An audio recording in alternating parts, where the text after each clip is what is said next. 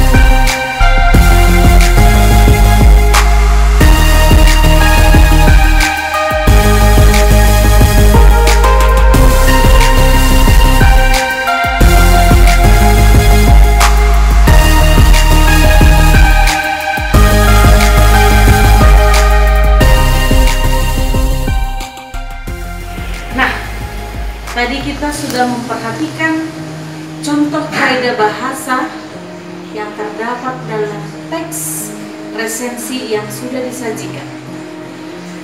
Selain konjungsi, dalam teks resensi itu, kaidah kebahasaan ada juga ditemukan berupa kata serapan.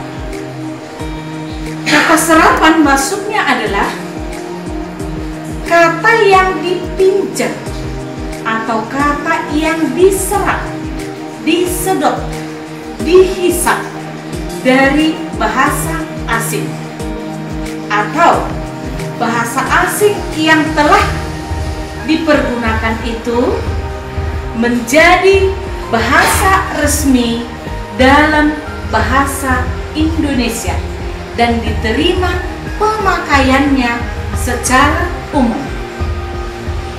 Cara menyerap sebuah kata yang diambil dari bahasa asing menjadi bahasa Indonesia yang resmi dan diterima pemakaiannya secara umum ada 4 cara.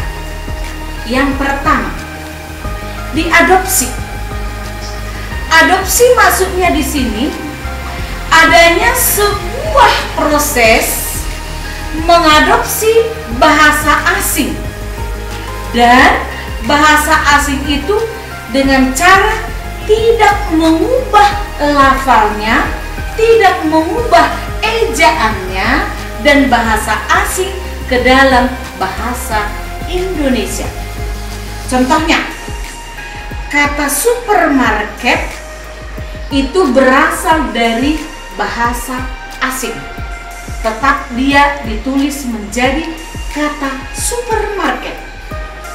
Contoh keduanya, formal, tetap juga dia yaitu dari kata formal. Yang kedua, dengan cara adaptasi. Adaptasi maksudnya mengadaptasi bahasa asing. Ketika pengguna bahasa menggunakan kata-kata asing, namun dalam cara penulisan atau ejaan berbeda dari kata-kata yang digunakan. Contohnya, definisi itu adalah definisi. Yang kedua, edukasi berasal dari bahasa asing yaitu education. Yang ketiga contohnya dimensi. Dimensi ini yang berasal dari kata dimension. Lalu cara yang ketiga yaitu terjemahan. Dalam terjemahan ini pemakaian bahasa mengambil konsep yang terkandung dalam bahasa asing itu. Kemudian bahasa asing itu dan kata-kata tersebut digunakan ke dalam bahasa Indonesia. Contohnya, suku cadang itu diambil dari kata spare part. Contoh kedua, uji coba itu diambil dari kata-kata try out. Lalu cara yang keempat yaitu dengan kreasi. Sebenarnya kreasi ini hampir sama dengan terjemahan, cuman perbedaannya terletak pada bentuk fisik yang dituntut dari penggunaannya.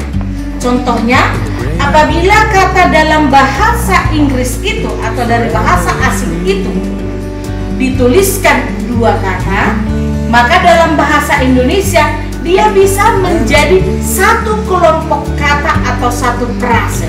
Contohnya yaitu spare part tadi itu 2 kata, spare dengan part, sehingga kalau dalam bahasa Indonesia dia menjadi suku cadang.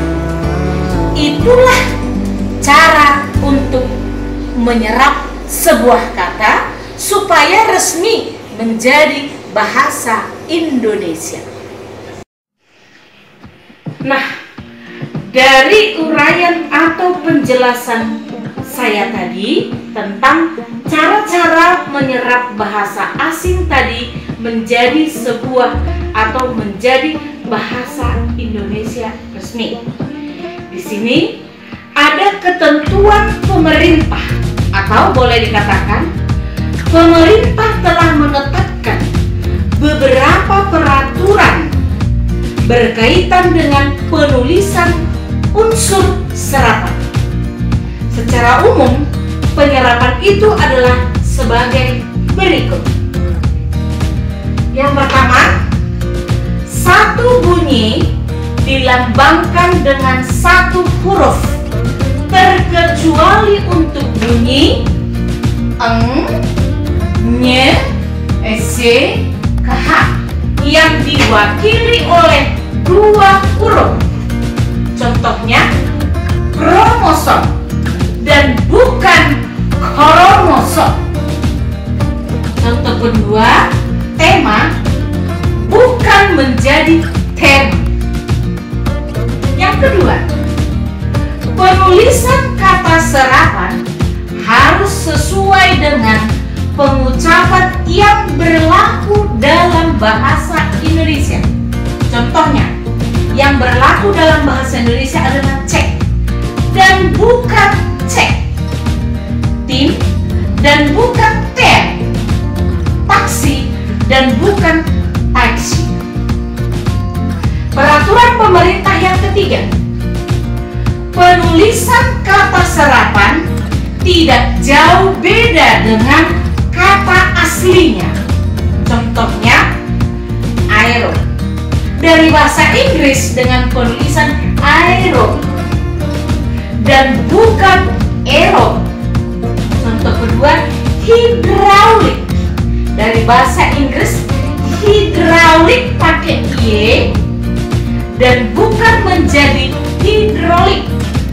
Contoh yang ketiga, frekuensi dari bahasa Inggris yaitu frekuensi dan bukan merupakan frekuensi. Yang ketiga inilah yang menjadi peraturan pemerintah yang berkaitan untuk penulisan unsur-unsur kata serapan. Demikian.